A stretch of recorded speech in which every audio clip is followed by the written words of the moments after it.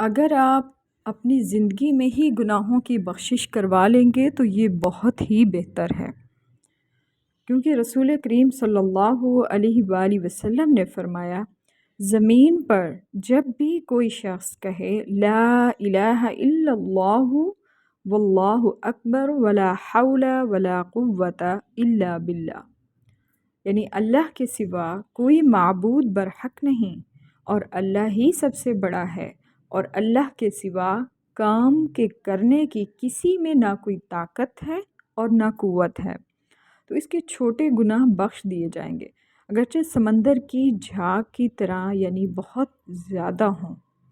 تو کیوں نہ آپ اپنے گناہوں کی بخشش اپنی زندگی میں ہی کر لیجئے،